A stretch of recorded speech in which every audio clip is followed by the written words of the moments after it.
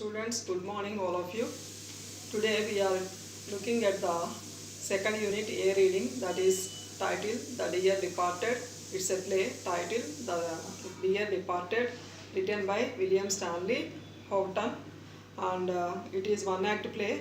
One act play is a play with one act and it has scenes and it has one scene or more scenes, and the play has some acts. Those acts make a play. Each act has some scenes.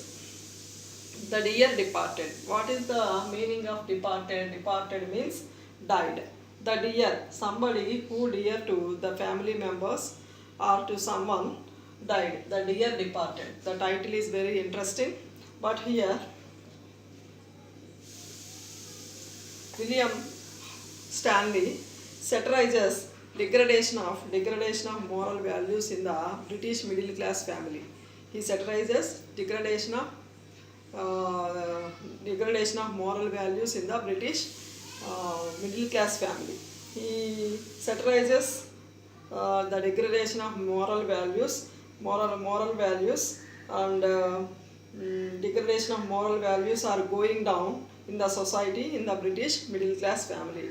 Moral values are going down in the society in the British middle class family. So, the story reveals how elderly people are mistreated. The story is a satirical play that explores family relationship and the falsehood and greed that often lie beneath it. The story exposes the sad fact that human beings are often dehumanized in the face of greed and minor material things. Here he has created satire.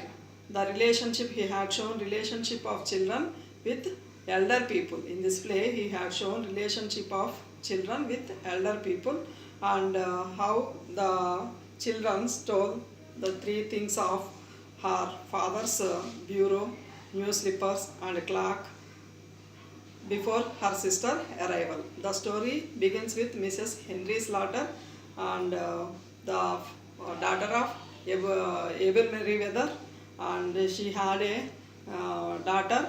Her name was Victoria Slaughter. Her husband's name is Henry Slaughter.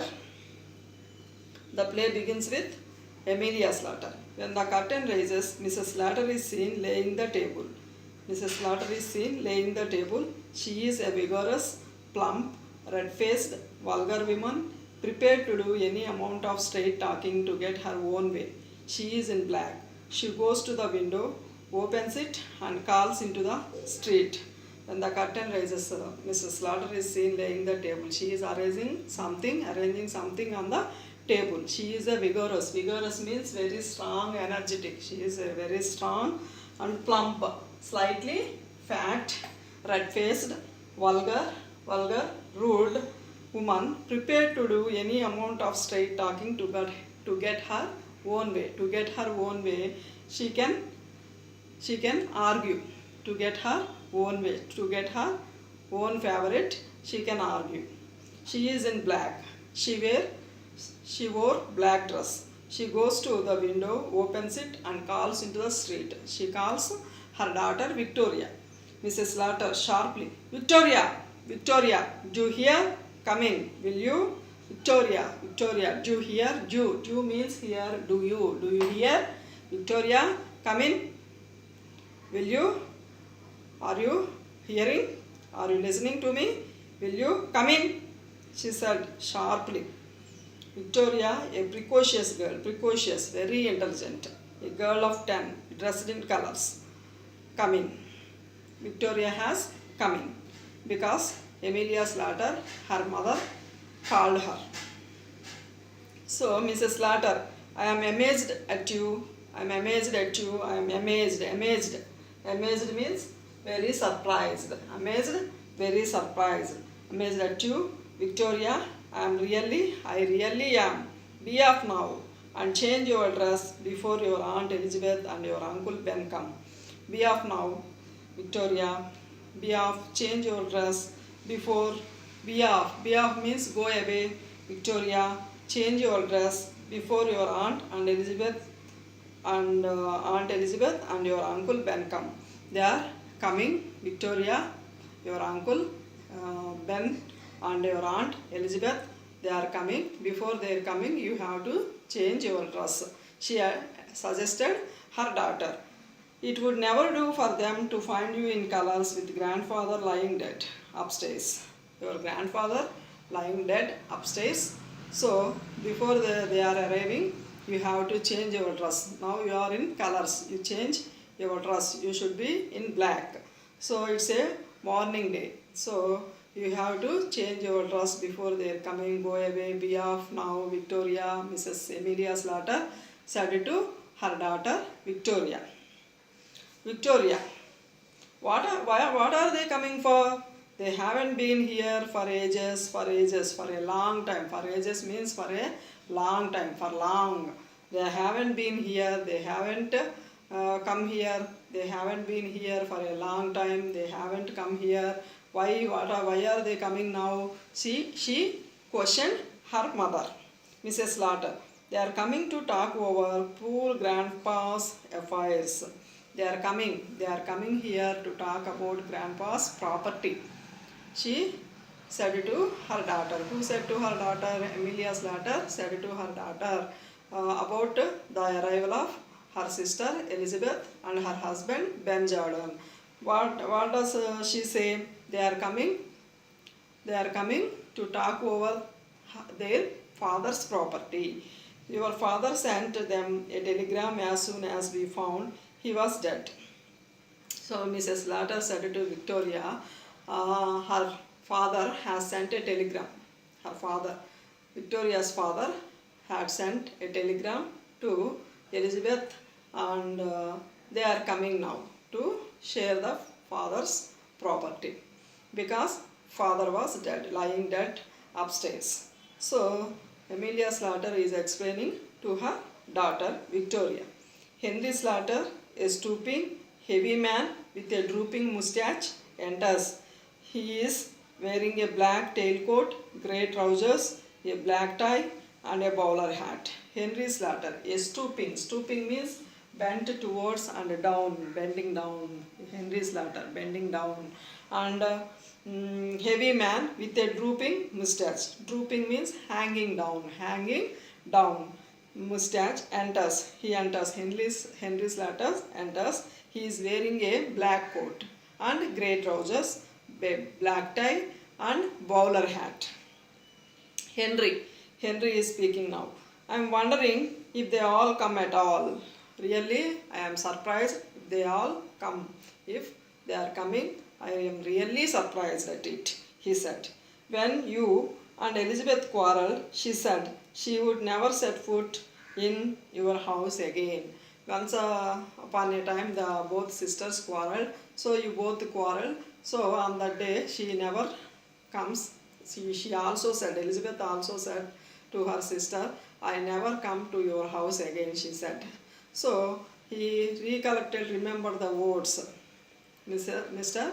Henry was really surprised of their coming because they quarreled. The two sisters are quarreled before, and Elizabeth said to her sister she wouldn't come to her home again. Mrs. Slater, she will come fast enough after her share of what our fathers left. Mrs. Slater said, she will come fast enough. She will come very fast to share her things of father's property. What fathers left, what fathers leaves. She will come very fast enough. No, I know about her character, about her nature. I know she will come very fast and to share her father's property. You know how hard she can be when she likes. Where she gets it from, I can't tell. You know how hard when she is bargaining what she likes and what she likes. You know how hard she can be when she likes. When she wanted something to get it, how hard she will become. You know where should she get, from where she gets it from. I too don't know from where should she get it. She doesn't know. Emilia Slater said to Henry. Actually, she is very hard. She becomes very hard. When she becomes very hard, when she wanted what thing she wanted to take and to take that thing, she becomes very hard. And such kind of energy, where she gets, I too don't know. And who is speaking these words here? Mrs. Slater is speaking to her husband. Henry is replying, I suppose it's in the family. I suppose from your family. Where does she get it? That such kind of energy should become such kind of hard. When Emilia says, when Emilia is speaking with her husband, he says immediately, it is from your family. Maybe from the family. A little pause he takes. Where are my slippers? He asked, where are my slippers? Mrs. Slater, in the kitchen. But you want a new pair. In the kitchen, but you want a new pair. These old ones are nearly worn out. You want a new pair because old ones are worn out. They are damaged. They are too old and they are damaged. Nearly breaking down. They are breaking down.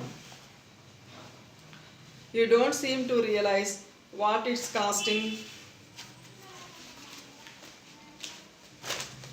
What it's costing me to bear up like I am doing. My heart's fit to break when I see the little trifles that belong to father lying around and think he will never use them again.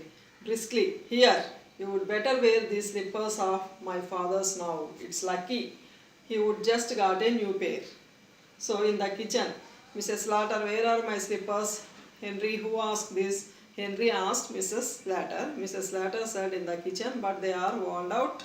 But there is a new pair. Her father bought just the before day. There was a new pair, and wear the new pair because I don't want to buy a new one, but it's cost very high. So you have to wear the new pair of slippers which were bought by her father. So you are very lucky because he would just got a new pair. Who able marry mother? Able marry brother. Henry, they will be very small for me, my dear. Henry told, they are very small, that are not fit to my feet, he said, my dear Slater. Mrs. Slater, they will stretch, won't they? They will expand, won't they? I am not going to have them wasted. So I don't want to waste them. So she has finished laying the table. Henry, I have been thinking about the bureau of my father's that's in his bedroom. You know, I always wanted to have it after he died. You know, I always wanted to have it after he died. Henry, immediately we have to shift the bureau from my father's room to the down before their arrival. Before their arrival. Whose arrival? Ben Jordan and Elizabeth Jordan. We have to change that bureau from father's room to down. Otherwise, she wanted that bureau because actually I like the bureau very much and I wanted to take it. So I want to shift immediately from my father's room to down to our room. Henry, you must arrange with Elizabeth when you are dividing things up. No, so Henry didn't want to change the bureau from her father's bedroom. He is very surprised and he said, you must arrange with Elizabeth. When dividing things, you must arrange with the Elizabeth. You ask her, you want to take that bureau. You liked it very much, you said to Elizabeth, and dividing the things between equally, he said. Who said? Henry said to Amelia Slater. Mrs. Slater, Elizabeth, that sharp, she will see I am after it, and we will drive a hard bargain over it.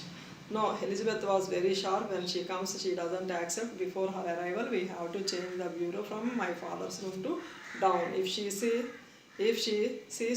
she won't accept. So we have to drive a hard bargain. We have to drive a hard bargain. We have to drive a hard bargain. That means work hard to negotiate agreements in one's own favor. We have to do work hard to negotiate agreements in one's own favor. Drive a hard bargain means work hard to negotiate agreements in one's own favor. So we have to do a hard bargain over it. Henry, perhaps she has got her eye on the bureau as well. Perhaps she has remembered the bureau before when she has come to home. She has remembered, and now where is it? She may ask. What is your answer, Henry? Asked the Mrs. Latter. Ask Mrs. Latter. Mrs. Latter said she has never been here since father bought it. Okay, since father bought it, she hadn't been come here. So no problem, we have to shift the bureau from my father's room to down. If it was only down here instead of in his room, she would never guess it, it wasn't our room. So before her coming, we have shifted means she has, maybe she hasn't guessed. She never guessed. It wasn't our own. She hasn't guessed. Before her arrival only, we have to shift the my father's bureau from his room to down. After her coming also, if it is down, she never guesses. It wasn't our own. So before their arrival, we have to shift. Henry, Amelia started in surprise. Mrs. Slaughter, Henry, why shouldn't we bring that bureau down here now? Why shouldn't we bring that bureau down here now? We can't do it before they come. No, Henry said to Mrs. Slaughter, I can't help to bring down the bureau from upstairs to down. After their coming, we divide the things between them and us, he said. Henry, unable to think properly, stupefied. Stupefied means unable to think properly. Henry, stupefied, I wouldn't care to. No, I don't take the bureau. Won't help you to take the bureau down. Mrs. Latter, don't look so daft. Why not? Why don't you do? Don't look so daft. So daft means here silly. Don't talk too much. Silly. Why not? Why don't you help me to change the bureau from father's room to down? Henry, it doesn't seem delicate somehow. So Henry says, Mrs. Latter, it doesn't seem delicate. It doesn't seem good. So I don't want to help in this matter, he said. Mrs. Latter, we could put that shabby old chest of drawers upstairs where the bureau is now. Elizabeth could have that and welcome. I have always wanted to get rid of it. So we could put that shabby old chest of drawers. Already old one was there. So we put it in place of new one. So new one we have shifted to down before their arrival. Elizabeth could have that and welcome. Okay, Elizabeth, after seeing that old chest of drawers, she may take that one. So before her arrival, we have to shift that new bureau from upstairs to down, from father's room to down, she asked. I have always wanted to get rid of it. The old one always I wanted to get rid of it, to leave it. Always I wanted to leave the old shabby bureau, and I have to change this new one in place of old one. She points to the drawers. Henry, suppose they come when we were doing it. Henry expressed a doubt. What doubt? While we were changing, if they came means, Mrs. Latter, I'll fasten the front door. Get your coat off, Henry. We'll change it. Okay. I'll close the door, front door. Get your coat off. You remove your coat. We will change the bureau from father's room to down. Mrs. Latter goes out to fasten the front door. Henry takes his coat off. Mrs. Latter reappears. So Mrs. Latter, I'll run up and move the chairs out of the way. Mrs. Latter says these words, run up and move the chairs out of the way. Victoria appears, dressed according to her mother's instructions. In the beginning of the story, Mrs. Latter asked Victoria to change her dress before their aunt and uncle's arrival. So Victoria appears again, dressed according to her mother's instruction. Victoria, what have you got your coat off for, father? Victoria asked her father, "Why have you removed your coat, father?" She asked. "Henry, mother and I are going to bring grandfather's bureau down here." So Henry is telling to his daughter, "Mother and I are going to bring down grandfather's bureau down here." Victoria, "Are you planning to pinch it? Are you planning to pinch it? Are you planning to steal it?" Pinch means here steal. Pinch means steal. "Are you planning to pinch it?" Henry shocked. Henry was really shocked at his child's question. "No, my child. Grandpa gave it to your mother before he died." Grandpa gave it to your mother before he died. Your grandpa gave it to your mother. We are not stealing. Grandpa gave it to your mother. That's why we are shifting the bureau from upstairs to down. We are not stealing. He said to his daughter. Victoria, "When? This morning?" Henry, "Yes." Victoria, he was drunk this morning." Mrs. Latter appears carrying a handsome clock under her arm. Handsome clock, that is bureau. You can see in the picture, bureau and handsome clock. This bureau they want to shift from grandfather's room to down. Slatter's father's room to down. And this is a handsome clock. These two things they have shifted before Ben Jordan and Elizabeth Jordan's arrival. They have shifted these two things. And Slater appears carrying a handsome clock under her arm. Mrs. Slater, "I thought I would fetch this down as well." She puts it on the mantelpiece. Mantelpiece means a self-projecting from the wall. A self-projecting from the wall. "Our clock's worth nothing and this always appealed to me." Our clock's worth nothing and this always appealed to me. Students, up to this point you have to read it in next class we continue the lesson. Read textbook and meanings given at the end of the lesson. In the next class we meet again. Thank you.